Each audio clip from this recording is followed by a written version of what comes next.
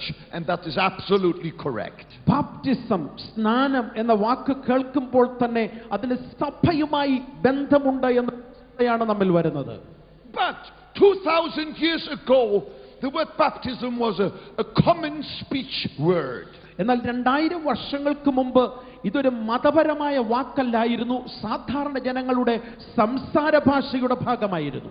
Baptism just meant to dip under. ഏറ്റവും അടിയിലേക്ക്, ഏറ്റവും താഴ്ചയിലേക്ക് ഒരു വസ്തുവിനെ മുക്കുന്നതാണ് ആ വാക്കിന്റെ ലളിതമായ അർത്ഥം. To dip under. Baptizo, baptizing, baptism. That's where our word baptism derived from. Bapto, baptisma തുടങ്ങി വെള്ളത്തിന്റെ അടിയിലേക്ക്, ആഴത്തിലേക്ക് ഒരുവനെ മുക്കി എടുക്കുന്ന ആ പ്രത്യേക ചടങ്ങ്, ആ പ്രത്യേക കാര്യമാണ് ബാപ്റ്റിസം, സ്നാനം എന്ന വാക്കിലൂടെ അർത്ഥമാക്കുന്നത്. This term was especially used in the trade of dyeing fabrics. ഏതെങ്കിലും ഒരു വസ്തു പ്രത്യേകമായ നിലയിൽ ഡൈ ചെയ്യുന്നതിനോടുള്ള ബന്ധത്തിലാണ് ഈ വാക്ക് ഉപയോഗിച്ചിരുന്നത്. When the dyer took the cloth, ആ ഡൈയുടെ ഉള്ളിലേക്ക് ഒരു വസ്ത്രം മുഴുവൻ മുക്കി എടുത്ത്. Yes. Can you still see me in spite of the cloth? ആ വസ്ത്രം മുഴുവൻ പൊക്കിയെടുക്കുന്ന കാണാൻ കഴിയുമോ? വസ്ത്രമില്ലെങ്കിലും അത് നിങ്ങൾക്ക് കാണാൻ കഴിയുന്നുണ്ടോ വസ്ത്രം പൊക്കിയെടുക്കുന്നത് പോലെ? And the dyer now slowly immersed the cloth into the dye. ഉയർത്തിപ്പിടിച്ച ആ വസ്ത്രത്തെ ആ നിറത്തിന് വ്യത്യാസം വരുന്ന ഡൈയുടെ ഉള്ളിലേക്ക് പതിയെ പതിയെ അത് ചെയ്യുന്ന ആ കലാകാരൻ, ആ വ്യക്തി അത് താഴേക്ക് മുക്കുന്നു. The process of dipping meant baptism. ആ വസ്തുവിനെ, ആ പദാർത്ഥത്തിന്റെ ഉള്ളിലേക്ക് മുക്കുന്നതിനെയാണ് ബാപ്റ്റിസം, സ്നാനം എന്ന വാക്കിലൂടെ അർത്ഥമാക്കുന്നത്. And now listen to me and look at me. ദയവായി ശ്രദ്ധിക്കണം, എന്നെ നിങ്ങൾ നോക്കുകയും വേണം. When the dyer dips the cloth into the dye, ആ ഡൈയിലേക്ക്, ആ പദാർത്ഥത്തിന്റെ ഉള്ളിലേക്ക് ആ വസ്തുവിനെ, വസ്ത്രത്തെ മുക്കിയെടുക്കുമ്പോൾ something fantastic happened. അവിടെ ചിലത് അത്ഭുതകരമായി രൂപാന്തരം സംഭവിക്കാൻ പോകുകയാണ്. The cloth was in the dye, and when the cloth was in the dye came into the cloth. എപ്പോഴൊക്കെ ഈ വസ്ത്രം ഡൈയുടെ ഉള്ളിലാകുമോ, ഡൈ അതിന്റെ അകത്ത് ആയിത്തീരുമോ, ആ ഡൈയുടെ നിറം വസ്ത്രത്തിലേക്ക് പടർന്നു പിടിക്കുകയാണ്. And when the dyer pulled the cloth out of the dye, ആ ഡൈയുടെ ഉള്ളിൽ നിന്ന് ആ വസ്ത്രത്തെ പതിയെ പതിയെ പുറത്തേക്ക് കൊണ്ടുവരുമ്പോൾ, surprise, surprise, ഒരത്ഭുതം അവിടെ നിങ്ങൾക്ക് കാണാൻ കഴിയും. the cloth had totally changed. വെള്ളത്തിൽ മുക്കിയ തുണിയല്ല പുറത്തു വരുന്നത്, തികച്ചും വ്യത്യസ്തമായ രൂപാന്തരമുള്ള ഒരു വസ്ത്രമാണ് അപ്പോൾ പുറത്തേക്ക് കടന്നു വരുന്നത്. The cloth had absorbed the properties of the dye. ഡൈയുടെ അകത്തുള്ള മുഴുവൻ പദാർത്ഥങ്ങളും, മുഴുവൻ രാസപദാർത്ഥങ്ങളും ഈ വസ്ത്രം അത് മുഴുവൻ അതിലേക്ക് പകർന്നിരിക്കുകയാണ്. The cloth had accepted the nature of the dye. ആ ഡൈയുടെ, ആ പദാർത്ഥത്തിന്റെ മുഴുവൻ സ്വഭാവവും ഇപ്പോൾ ഈ വസ്ത്രം ഏറ്റുവാങ്ങിയിരിക്കുകയാണ്. And now ഇപ്പോൾ the cloth looked like the dye. ഇപ്പോൾ നോക്കുമ്പോൾ ഡൈയുടെ നിറം എന്താണോ അതുപോലെ തന്നെയാണ് വസ്ത്രത്തിന്റെ നിറവും.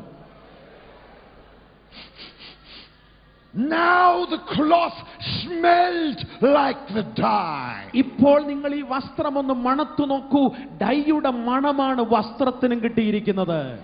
That is what baptism means. ഇതാണ് സ്നാനമെന്നതിലൂടെ അർത്ഥമായി നാം മനസ്സിലാക്കേണ്ടത്. Now, tomorrow, ഇപ്പോൾ, നാളെ, maybe even already today, ചിലപ്പോൾ ഇന്ന് പകൽക്കാലം a river of fire is going to arrive right here. നിന്റെ അടുക്കലേക്ക് നീ ഇരിക്കുന്ന ഇടത്തേക്ക് പരിശുദ്ധാത്മാവിന്റെ അഗ്നി നദി ഒഴുകി നിന്റെ അടുക്കലേക്ക് ഇന്ന് പകൽക്കാലം എത്തുവാൻ പോകുകയാണ്. Jesus will stand in that river of fire. ആത്മനദിയുടെ നടുവിൽ ഇന്ന് പകൽക്കാലം നിൽക്കുന്നത് മറ്റാരുമല്ല, ആത്മസ്നാപകനായ യേശു അതിന്റെ നടുവിൽ നിൽക്കുകയാണ്. He will beckon you. അവൻ നിങ്ങളെ വ്യത്യാസപ്പെടുത്തും, അവൻ നിങ്ങളെ സ്നാനപ്പെടുത്തും. And you join him in that river of fire. യേശുവിനോട് ചേർന്ന് നീ അവനോട് ഒരുമിച്ച് ഈ ആത്മനദിയിൽ സ്നാനമേൽക്കാൻ പോകുകയാണ്. He will throw his arm around your shoulder. അവൻ നിന്റെ കഴുത്തിന്റെ ശരീരത്തിന് ചുറ്റും നിന്റെ ചുമലിൽ അവന്റെ കരം വയ്ക്കും. And then the miracle begins to happen. അപ്പോൾ സംഭവിക്കാൻ പോകുന്നത് സാധാരണ കാര്യമല്ല, അത്ഭുതം നിന്റെ ജീവിതത്തിൽ സംഭവിക്കാൻ പോകുകയാണ്. He will dip you into that river of the fire of the Holy Spirit. ഇന്ന് പകൽക്കാലം നീ വിശ്വസിക്ക്, ആത്മനദിയുടെ ഉള്ളിലേക്ക് യേശു നിന്നെ താഴേക്ക് ഇറക്കി നിന്നെ അവിടെ മുക്കി പൊക്കുവാൻ ഇന്ന് പകൽക്കാലം യേശു ഇറങ്ങി വന്നിട്ടുണ്ട്. You in the fire and the fire in you. നിങ്ങൾ അഗ്നിയുടെ ഉള്ളിലും അഗ്നി നിങ്ങളുടെ ഉള്ളിലുമായി ആത്മാവിന്റെ അഗ്നി നിന്റെ ഉള്ളിൽ നിന്ന് ആളി പടരാൻ പോകുകയാണ്. Hallelujah. And when he lifts you out of that river of the fire of the Holy Spirit, ഇന്ന് പകൽക്കാലം പരിശുദ്ധാത്മാവ് യേശു കർത്താവ് ആത്മനദിയുടെ ഉള്ളിൽ നിന്ന് നിന്നെ മുക്കി പൊക്കിയെടുത്ത് വേറൊരു വ്യക്തിയായി പുറത്തു കൊണ്ടുവരുവാൻ പോകുകയാണ്. surprise, surprise. അത്ഭുതം കാത്തിരിക്കുന്നു, അത്ഭുതം കാത്തിരിക്കുന്നു. You have totally changed. നീ ഇപ്പോൾ ആയിരിക്കുന്ന തലത്തിലല്ല, നീ മുഴുവനായി മാറ്റപ്പെട്ട വ്യക്തിയായി ഇന്ന് പകൽ മാറുവാൻ പോകുകയാണ്. You look like fire. നിന്നെ കാണുന്നവർ തീ കാണുന്നത് പോലെ, അഗ്നി കാണുന്നത് പോലെ കാണാൻ പോകുകയാണ്. You have accepted the heavenly nature. സ്വർഗീയ അനുഭവങ്ങളുടെ സ്വർഗീയ ആളത്വത്തിന്റെ അതേ രൂപമായിട്ട് ഇന്ന് പകൽ നീ രൂപാന്തരം പ്രാപിക്കാൻ പോകുകയാണ്. You smell like fire. നീ അഗ്നി മണക്കുന്നവനായി, തീ മണക്കുന്നവനായി മാറാൻ പോകുകയാണ്. You feel like fire. നിന്റെ ശരീരത്തിൽ അഗ്നി നീ അനുഭവപ്പെടും, തീ നിനക്ക് അനുഭവപ്പെടാൻ പോകുകയാണ്. And when you come out of that river, ആ നദിയിൽ നിന്ന് നീ പുറത്തു വരുമ്പോൾ, wherever you go, നീ എവിടെയെല്ലാം പോകുമോ, even 100 years from now, ഇപ്പോൾ നീ പോകുന്ന ഇടങ്ങളിലെല്ലാം, wherever you go, നീ പോകുന്ന എല്ലാ ഇടങ്ങളിലും you are dripping fire. നീ പോകുന്ന ഇടത്ത് നീ തീ പടർത്താൻ പോകുകയാണ്, തീ കത്തിക്കാൻ പോകുകയാണ്. ആത്മാവിനെ അഗ്നി നീ ആളി പടർത്താൻ പോകുകയാണ്. ഹല്ലേലൂയ.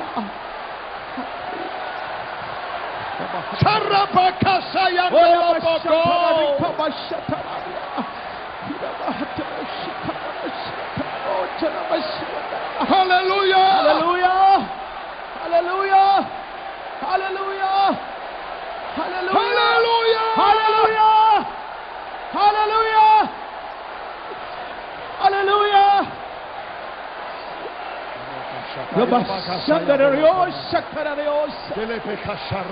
Hallelujah.